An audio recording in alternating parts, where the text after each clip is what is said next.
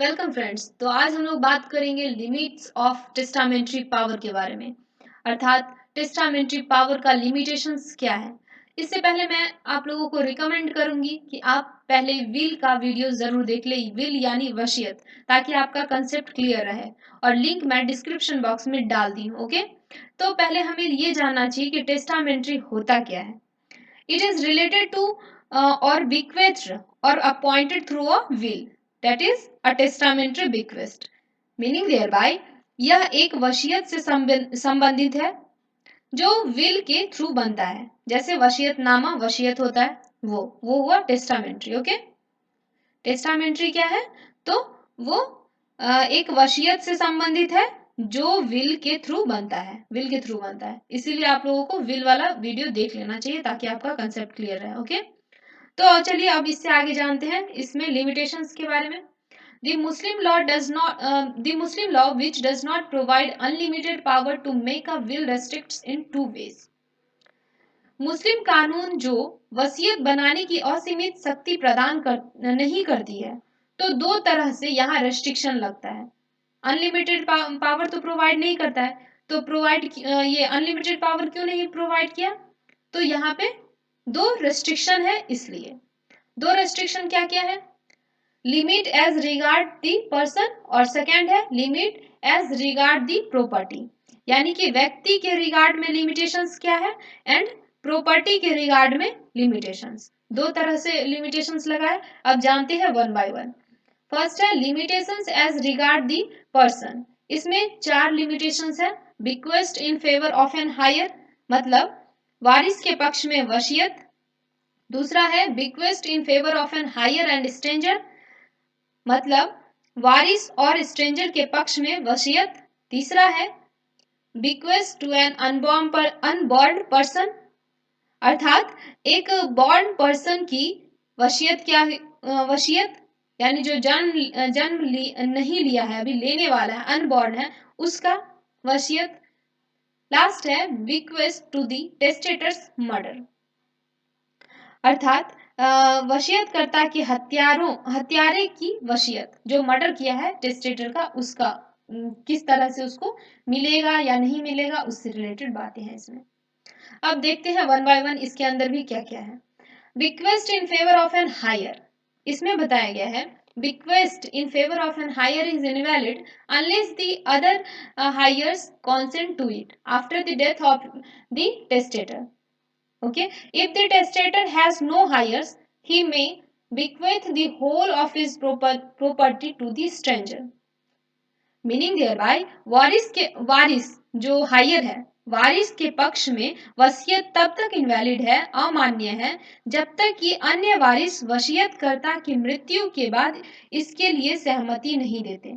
यदि वसीयतकर्ता का कोई वारिस नहीं है तो वह अपनी सारी संपत्ति किसी स्ट्रेंजर को दे सकता है। ओके, अब देखते हैं सिया लॉ के अनुसार। According to Shia law, in Shia law no consent is required, no consent is required to the extent of 1/3 of the property is bequeathed, मतलब सिया लॉ में यदि संपत्ति के 1/3 भाग की सीमा यानी कि लिमिटेशंस तक की वसीयत की जाती है तो किसी सहमति की आवश्यकता नहीं है।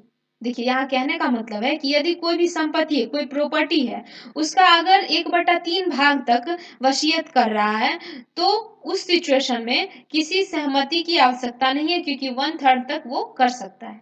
ओके, अब है कि even for more than 1/3 it may be valid if the co-heirs consent either before or after the testator's death.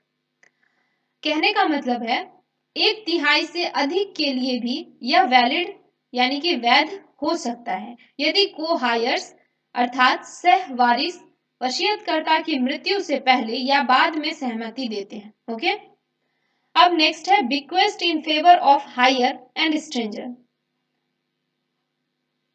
Bequest in favour of an heir and stranger, अर्थात वारिस और स्ट्रेंजर के पक्ष में वसीयत किस तरह से होगा उसका डिस्क्रिप्शन है यहाँ। When the bequest is made to an higher and also a stranger, The bequest to an heir is invalid unless assented by the other heirs, but the bequest to the stranger is valid to the extent of 1/3 of the estate. अर्थात जब वसीयत एक वारिस यानी कि higher and stranger दोनों को दी जाती है, जब एक वसीयत को दोनों को दी जा रही है, हायर और स्ट्रेंजर को, तो उस सिचुएशन में क्या होगा कि वारिस को वसीयत तब तक इनवैलिड होगा जब तक कि अन्य वारिस द्वारा अनुमति नहीं दी जाती है। बट स्ट्रेंजर के केस में वसीयत वाली संपत्ति के 1/3 भाग तक देने की वैलिड है। उससे ज्यादा तो देगा नहीं, लेकिन वहां तक दे सकता है बिना पूछे हुए। ओके, अब है bequest to an unborn person. अब देखेंगे अनबॉर्न पर्सन के बारे में, उसमें कैसे होगा, तो इसका डिस्क्रिप्शन देखते हैं क्या दे रहा है। फर्स्ट है इसमें भी दो दिया है। A bequest to an unborn person is void under Sunni law. Sunni law के तहत एक अनबॉर्न पर्सन की वसीयत वॉइड है, ठीक है। It is void if made to the child in the womb provided that it is born within 6 months of the will. यह valid हो सकता है यदि वह अनबॉर्न बेबी जो है वो वसीयत के 6 मंथ के भीतर जन्म लिया हो। ओके, अब और भी कुछ बातें इसमें निकल के आती है सामने। Under Shia law, a bequest to a child in the womb is valid if it is born in the longest period of gestation, that is 10 months. Siya law के तहत अनबॉर्न बेबी की वसीयत वैलिड यानी कि वैध हो सकता है if it is born in the longest period of gestation, that is 10 month, यदि सबसे लंबी अवधि, सबसे लंबा ड्यूरेशन यानी कि 10 मंथ में जन्म हुआ हो। ओके, मैक्सिमम 10 मंथ तक उसका जन्म हो गया हो, यह सिया लॉ के अनुसार। ओके, अब नेक्स्ट देखते हैं बिक्वेस्ट टू अ टेस्टेटर्स मर्डर। अगर जो टेस्टेटर का मर्डर करता है तो उसको क्या होगा, उसको मिलेगा या नहीं मिलेगा, वही यहाँ पे डिस्कस होगा। अब है a bequest to a person who causes the death of the testator whether intentionally or accidentally is void under Sunni law. कहने का मतलब है उस व्यक्ति को वसीयत में संपत्ति देना जो वसीयतकर्ता की मृत्यु का कारण बनता है, चाहे जानबूझकर या गलती से हो, तो ऐसे कंडीशन में सुन्नी लॉ के तहत इसे शून्य वॉइड माना जाता है। ओके, वॉइड माना जाता है किसके अनुसार, सुन्नी लॉ के अनुसार। अब देखिए सिया लॉ के अनुसार क्या माना जाता है। Under Siya law such bequest is void when the murder was intentionally done.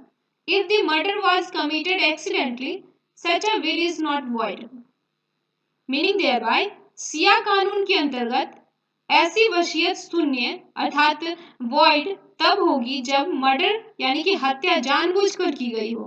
यदि हत्या गलती से की गई थी तो ऐसी वसीयत वॉइड नहीं है, शून्य नहीं है। तो दोनों में क्या था, थोड़ा का अंतर है। ओके, अब नेक्स्ट देखते हैं एक सेकेंड लिमिटेशन है। फर्स्ट में 4 टाइप था, चारों को डिस्कस कर लिए। अब सेकेंड है limitations as regard the property. Property के रिगार्ड में क्या क्या लिमिटेशंस है उसके बारे में। ओके, तो देखते हैं क्या है। The Islamic law restrict the testamentary freedom of Muslim. He can not dispose of more than 1/3 of his estate that remains after payment of funeral expenses and डेब्ट। ओके, कहने का मतलब है यहाँ कि इस्लामिक लॉ में मुस्लिम्स की वसीयतनामा के फ्रीडम को रेस्ट्रिक्ट करती है, प्रतिबंधित करती है। ओके, वह अपनी संपत्ति के 1/3 भाग से अधिक का खर्च नहीं कर सकती है जो डिसीज्ड पर्सन के अंतिम संस्कार के खर्च और कर्ज के भुगतान के बाद बची है। ओके, अब और भी कुछ है इसमें। This freedom to make a will to the extent of 1/3 stands for the strangers only because in case of a will in favor of an heir no portion can be bequeathed without the consent of the other heirs। देखिए वही बात आ रही है सामने निकल के कि 1/3 तक की सीमा तक वसीयत बनाने की स्वतंत्रता यानी कि फ्रीडम केवल स्ट्रेंजर्स के लिए ही है। यानी स्ट्रेंजर को 1/3 भाग तक की संपत्ति तो दिया जा सकता है, बट क्योंकि वारिस के पक्ष में, जब वारिस को जो देना रहता है वसीयत, तो उस पक्ष में क्या होता है कि वसीयत मामले में अन्य अधिकारियों, मतलब अन्य जो उत्तराधिकारी हैं, अन्य हायर्स जो हैं, अदर हायर्स की सहमति के बिना कभी भी उसके हिस्से को वसीयत नहीं किया जा सकता है। जब तक जितना भी हायर है, उत्तराधिकारी है, सब सहमत ना हो जाए तब तक। ठीक है। अब चलिए यहाँ एक क्वेश्चन आता है, बताइए, आप लोग बता देंगे, उम्मीद करती हूँ आप लोग इसका आंसर बता देंगे। ओके, देखिए तो क्वेश्चन है, can a Sunni Muslim make a will in favour of an heir? क्या कोई सुन्नी मुस्लिम हायर के पक्ष में वसीयत कर सकता है? आपका क्या आंसर है? कमेंट बॉक्स में लिखना ना भूलें। ओके, चलिए मैं फिर भी आंसर बताती हूँ। हाँ, तो इसका आंसर है यस। एक सुन्नी मुस्लिम वारिस के पक्ष में वसीयत कर सकता है, लेकिन वारिस को वसीयत तब तक मान्य नहीं है जब तक कि अन्य वारिस वसीयतकर्ता की मृत्यु के बाद वसीयत की सहमति नहीं देते। जब तक जितना भी वारिस है वो अपना सहमति, अपना कॉन्सेंट नहीं देता है, तब तक वो वैलिड नहीं होगा। एक केस था गुलाम मोहम्मद बनाम गुलाम हुसैन का। इस मामले में कहा गया कि कोई भी वारिस अपने हिस्से को बाइंड करने के लिए सहमति दे सकता है। ठीक है, यहाँ तक तो क्लियर हो गया। अब कह रहा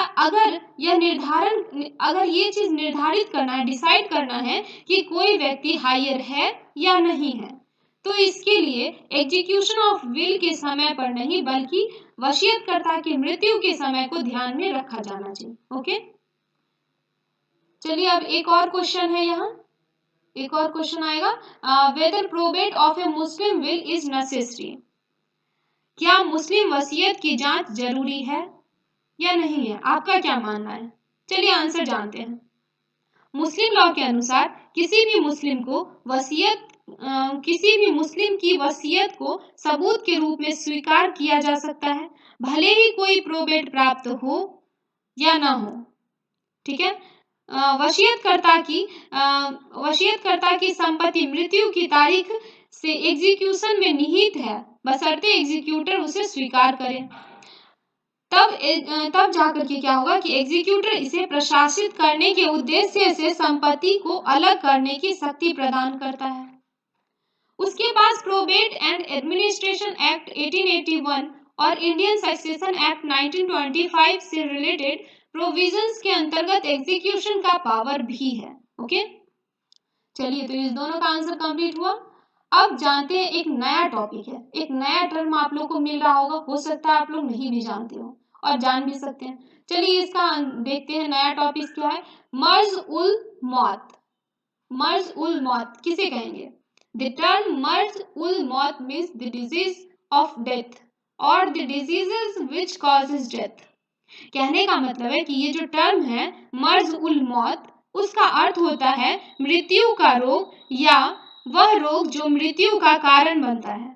ओके, अब है, अकॉर्डिंग टू मुल्ला, ए मर्ज उल मौत a malady which induces an apprehension of death in the person suffering from it and which eventually results in death।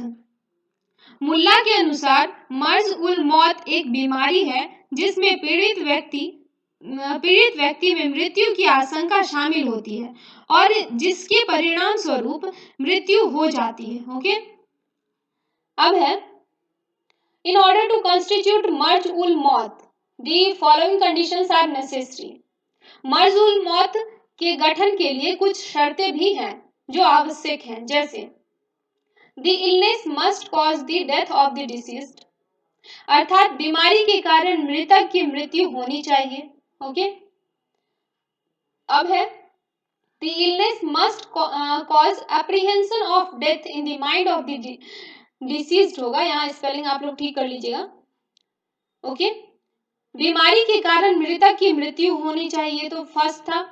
अब नेक्स्ट सेकंड है, the illness must causes apprehension of death in the mind of the deceased. यहाँ deceased होगा, आप लोग ठीक कर लीजिएगा क्योंकि यहाँ कुछ मिस प्रिंट हो गया डिसीज्ड के स्पेलिंग में। ओके, इसका मतलब ये है कि बीमारी से मृतक के मन में मृत्यु की आशंका पैदा होना चाहिए। ओके, अब थर्ड है, there must be some external indicia of a serious illness, एक गंभीर बीमारी का कोई बाहरी संकेत होना चाहिए। ओके, तो यहाँ पे कंप्लीट हुआ आज का टॉपिक। मिलते हैं नेक्स्ट वीडियो में नेक्स्ट टॉपिक के साथ। तब तक के लिए बाय बाय। ओके।